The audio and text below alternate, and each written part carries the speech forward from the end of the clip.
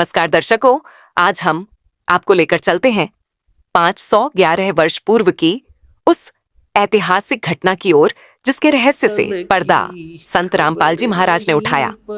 और इस घटना का संबंध एक ऐसे महापुरुष से है जिसे कोई संत, कोई कवि तो कोई भगवान मानता है, जिनका नाम है कबीर साहिब जी। जी हां दर्शकों, कबीर साहिब जी को कोई संत तो कोई कवि तो कोई भगवान मानता है, लेकिन दर्शकों संत रामपाल जी महाराज ने इस ऐतिहासिक घटना का रहस्य जिन शास्त्रों के साथ दिया है, जिसे जानने के बाद आप स्वयं इस निर्णय तक पहुंच जाएंगे कि वास्तव में कबीर जी कौन थे।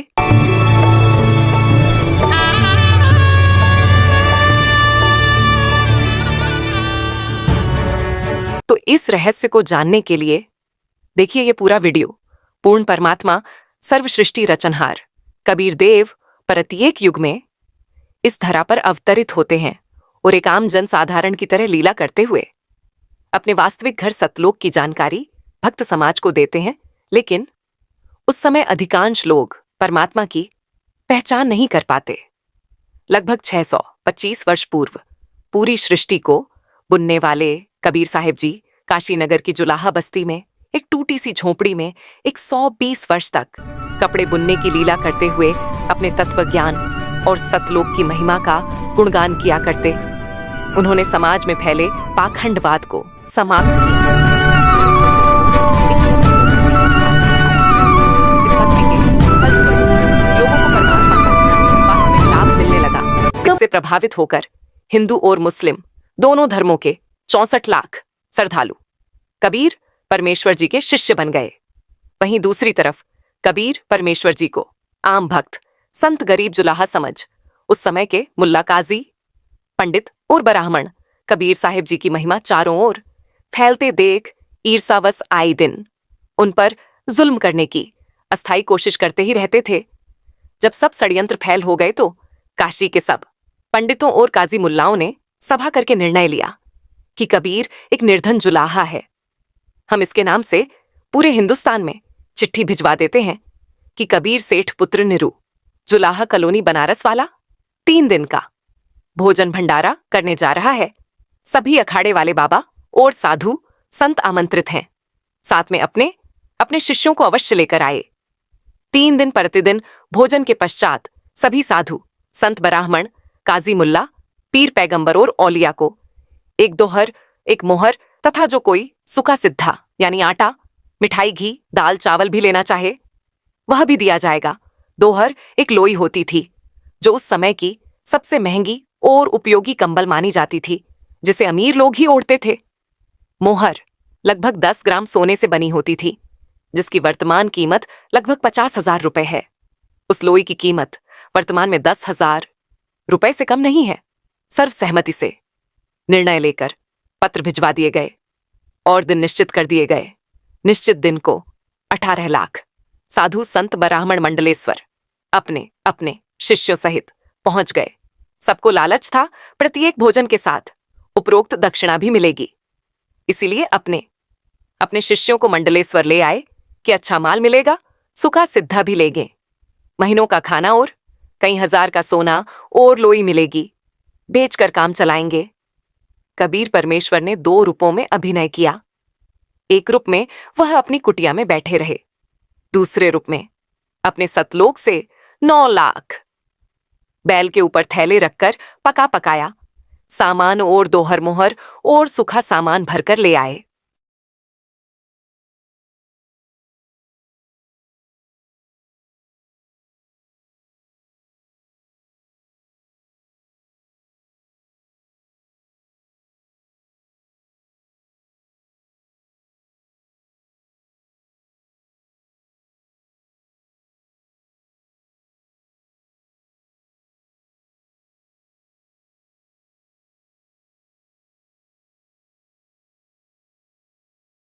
आया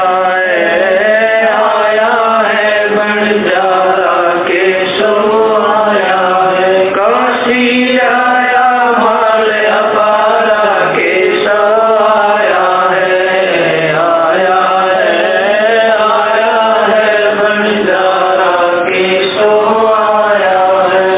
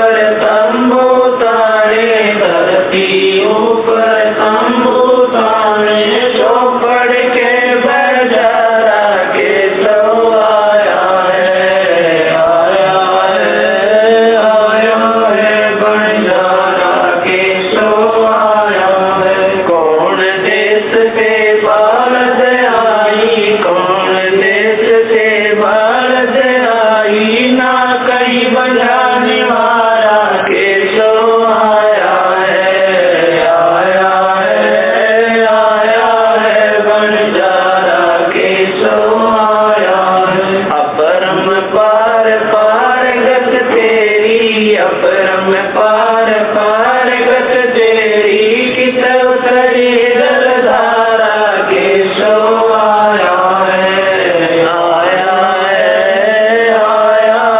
बंजारा केशव आया है। साहूकार नहीं कोई जाके साहूकार नहीं कोई जाके काशी नगर मजारा केशव आया है बंजारा केशव आया है। दास गरीब कलप से उतरे दास गरीब कलप से उतरे जिया पे अलग कर तारा केशव आया है बंजारा केशव आया है। दास गरीब कलप से उतरे दास गरीब कलप से उतरे जिया पे अलग कर तारा केशव आया है बंजारा केशव आया है। काशी के बाजार में टेंट लगाकर सारा सामान टेंटों में रख दिया और कुछ सेवक भी सतलोक से साथ आए थे जो सभी व्यवस्थाएं संभाल रहे थे। भंडारा शुरू कर दिया गया। 3 दिन तक चिट्ठी में लिखे अनुसार सभी दक्षिणा दी गई। उस समय भोजन भंडारे में दिल्ली का राजा सिकंदर लोधी भी आया था और उसका निजी पीर शेख तकी भी आया था। शेख तकी उपरोक्त षड्यंत्र का मुख्य सदस्य था। उसने सिकंदर लोधी को भी पत्र भिजवाया। वह चाहता था कि किसी तरह सिकंदर लोधी के दिल से कबीर जी उतर जाएं और मेरी महिमा बढ़े। उस शेख का अनुमान था कि अब की बार कबीर काशी से भाग जाएगा और भंडारे में पहुँचे साधु कबीर को गालियाँ दे रहे होंगे। राजा भी कबीर जी का प्रशंसक नहीं रहेगा। परंतु जब वे भंडारे के स्थान पर पहुँचे तो देखा कि लंगर चल रहा है और सभी दक्षिणा दी जा रही है। सभी साधु और अन्य व्यक्ति भोजन खाकर दक्षिणा लेकर कबीर सेठ की जय जयकार कर रहे हैं। बादशाह सिकंदर लोधी ने पता किया कि भंडारा करने वाला कहाँ है। बताया गया कि वह सामने वाले बड़े तंबू में है। राजा और शेख तकी उस तंबू में गए और पहले अपना परिचय दिया, फिर उसका परिचय पूछा। तंबू में बैठे सेठ ने परिचय बताया कि मेरा नाम केशव है, मैं बंजारा हूँ। कबीर जी मेरे मित्र हैं। उनका मेरे पास संदेश गया था कि एक छोटा सा भंडारा करना है, कुछ सामान लेकर आना। मेरा भी निमंत्रण भेजा था। राजा सिकंदर लोधी ने पूछा कि कबीर जी क्यों नहीं आए? केशव रूपधारी परमेश्वर ने कहा, मैं जो बैठा हूँ उनका नौकर हूँ, वे मालिक हैं। इच्छा होगी तब आएंगे। उनकी कृपा और आदेश से सब ठीक चल रहा है। आप भी भोजन करें। राजा ने कहा, पहले उस सुभान अल्लाह के दर्शन करूँगा, बाद में भोजन करूँगा। यह कहकर हाथी पर बैठकर राजा सिकंदर कबीर जी की कुटिया पर पहुँचे। साथ में कई अंगरक्षक भी थे। कबीर परमेश्वर जी को संत रविदास जी ने सुबह ही बता दिया था कि हे कबीर जी, आज तो विरोधियों ने बनारस छोड़कर भगाने का कार्य कर दिया है। आपके नाम से झूठे पत्र भेज रखे हैं और ऐसा ऐसा लिखा है। लगभग 18 लाख व्यक्ति साधु संत लंगर खाने पहुँच चुके हैं। कबीर जी ने कहा कि मित्र आजा, बैठ जा, दरवाजा बंद करके साकर लगा ले। आज का दिन बिताकर रात्रि मैं अपने परिवार को लेकर भाग जाऊंगा, कहीं अन्य शहर गांव में निर्वाह कर लूंगा। जब उन्हें कुछ खाने को मिलेगा ही नहीं तो चिल्लाकर गाली गलौज करके चले जाएंगे। हम साकर नहीं खोलेंगे। यदि किवाड़ तोड़ेंगे तो हाथ जोड़ लूंगा कि मेरा सामर्थ्य आपको भंडारा कराने का नहीं है। गलती से पत्र डाले गए, मारो हमें छोड़ो। दोनों संत माला लेकर भक्ति करने लगे। मुँह बोले माता पिता तथा मृतक जीवित किए हुए लड़का तथा लड़की सुबह सैर को गए थे। इतने में दिल्ली के बादशाह सिकंदर लोधी ने दरवाजा खटखटाया। संत तब रविदास जी ने कहा, प्रभु लगता है कि अतिथि यहाँ पर भी पहुँच गए हैं। कबीर जी ने कहा, देख सुराग से बच्चे तो नहीं आ गए हैं। रविदास जी ने देखकर बताया कि नहीं, कोई और ही है। 2-3 बार दरवाजा खटखटाकर राजा सिकंदर लोधी ने अपना परिचय देकर बताया कि आपका दास सिकंदर आया है, आपके दर्शन करना चाहता हूँ। परमेश्वर कबीर जी ने कहा, राजन आज दरवाजा नहीं खोलूंगा, मेरे नाम से झूठी चिट्ठियाँ भेज रखी हैं। लाखों संत भक्त पहुँच चुके हैं। रात्रि होते ही मैं अपने परिवार को लेकर कहीं दूर चला जाऊंगा। सिकंदर लोधी ने कहा, परवरदिगार आप मुझे नहीं बहका सकते, मैं आपको निकट से जान चुका हूँ। आप एक बार दरवाजा खोलो, मैं आपके दर्शन करके ही जलपान करूँगा। परमेश्वर की आज्ञा से रविदास जी ने दरवाजा खोला तो सिकंदर लोधी मुकुट पहने पहने ही चरणों में लौट गया और बताया कि आप अपने आप को छिपा कर बैठे हो। आपने कितना सुंदर भंडारा लगा रखा है। आपका मित्र केशव आपके संदेश को पाकर सर्व सामान लेकर आया है। आपके नाम का अखंड भंडारा चल रहा है। सभी अतिथि आपके दर्शनाभिलाषी हैं, कह रहे हैं कि देखे तो कौन है कबीर सेठ जिसने ऐसे खुले हाथ से लंगर कराया है। मेरी भी प्रार्थना है कि आप एक बार भंडारे में घूमकर सबको दर्शन देकर कृतार्थ करें। तब परमेश्वर कबीर जी उठे और कुटिया से बाहर आए तो आकाश से कबीर जी पर फूलों की वर्षा होने लगी और आकाश से आकर सिर पर सुंदर मुकुट अपने आप पहना गया। तब हाथी पर बैठकर कबीर जी तथा रविदास जी व राजा चले तो सिकंदर लोधी परमेश्वर कबीर जी पर चंवर करने लगे और पीलवान से कहा कि हाथी को भंडारे के साथ लेकर चल। जो भी देखे और पूछे काशी वालों से कि कबीर सेठ कौन सा है, उत्तर मिले कि जिसके सिर पर मोर पंख वाला मुकुट है यह है कबीर सेठ जिस पर सिकंदर लोधी दिल्ली के बादशाह चंवर कर रहे हैं। सभी एक स्वर में जय बोल रहे थे, जय हो कबीर सेठ की। जैसा लिखा था वैसा ही भंडारा कराया है। ऐसी व्यवस्था कहीं देखी न सुनी। भोजन खाने का स्थान बहुत लंबा चौड़ा था। उसमें घूमकर फिर वहाँ पर आए जहाँ पर केशव टेंट में बैठा था। हाथी से उतरकर कबीर जी तंबू में पहुँचे तो अपने आप एक सुंदर पलंग आ गया। उसके ऊपर एक गद्दा बिछ गया, ऊपर गलीचे बिछ गए जिसकी झालरों में हीरे पन्ने लाल लगे थे। टेंट को ऊपर कर दिया गया जो 2 तरफ से बंद था। खाना खाने के पश्चात सब दर्शनार्थ वहां आने लगे। तब परमेश्वर कबीर जी ने उन परमात्मा के लिए घर त्याग कर आश्रमों में रहने वालों तथा अन्य गृहस्थ व्यक्तियों और ब्राह्मणों को आपस में अर्थात केशव तथा कबीर जी ने आध्यात्मिक प्रश्न उत्तर करके सत्य ज्ञान समझाया।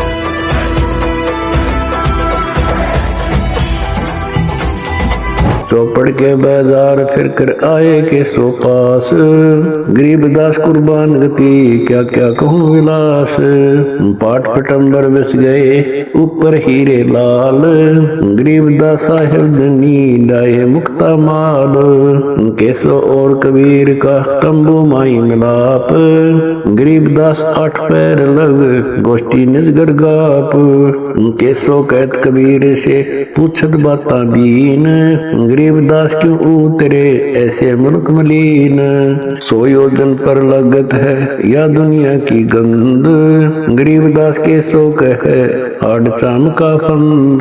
सुन कबीर सुर वेद हूँ के सो कष्ट करंत, गरीबदास गंदे मन से मेला आन भरंत। बिष्टा जिन के देव मगन फिरे दिन रात, गरीबदास के सो कहे जिन सिर यम की घात। सुन कबीर मन भावने तुम्हारी बात अगाध, गरीबदास के सो कहे तुमसे तुम ही साध। धन कबीर कुर्बान जा ऐसी रहनी तुम्हार, गरीबदास के सो कहे छोड़िए गंदा संसार। नरक भरे तिस उदर है रुदर भरी सब देह, गरीबदास के सो कहे या मनुष्य मुखे है। राम नाम कैसे भोर नरक नगीन शरीर, गरीबदास के सो कहे विलंबे कहाँ कबीर। दम बिन दे ही सही नहीं जमी आसमान, गरीबदास के सो कह जहाँ रहना स्थान। हीरे पीले मोती जहाँ हीरे बदन सफेद, गरीबदास के सो कह सुनो देश का भेद। लाल श्याम जहाँ रतन है नहीं भौतिक आकार, गरीबदास के सो कह चल कबीर परिवार। सुन के सो अब वंदना कह कबीर संदेश, गरीबदास लोक में है हमारा परवेश। आड चाम की देई में दूध रतन सरवंत, गरीबदास घट पिंड में ऐसे है भगवंत। तन दूधी को पाड़ कर जय कोई देखे दूध, गरीबदास उस पिंड में आड चाम और गूद। हमरे ही हुनियारे है हमारा सर्जनहार, गरीबदास विधि भेद सुन खुला मुक्ति द्वार। युग 70 हम ज्ञान दिया जीवन समझा एक, गरीबदास घर घर फिरे दरे कबीरा भेख। 70 युग सेवन किए किन न बुझी बात, गरीबदास न समझात हूँ मोहे लगावे लात। कल्प कोटि युग बीतिया हम आए हर बेर, गरीबदास के सो सुनो देन भक्ति की टेर। स्वर्ग मृत्यु पाताल में हम बैठे कई बार, गरीबदास घर घर से जा मार मार के मार। हमारी जात अपूर्वी पूरब रहनी हमारे, गरीबदास कैसे जुड़े पश्चिम के कतार। हम है ठेठ पूरब के उतरे औगट घाट, गरीबदास जी दक्षिण के यो नहीं मिलती साथ।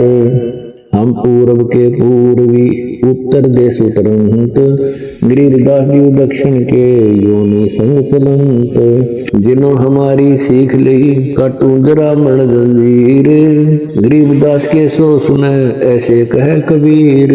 फिर बाजी विद न रचे वह नी जीव अवंत, गरीबदास सत्यलोक में अमर पटा पावंत। अनंत कोट बाजी जहाँ रचे सकल ब्रह्मंड, गरीबदास मैं क्या करूं काल करती खंड।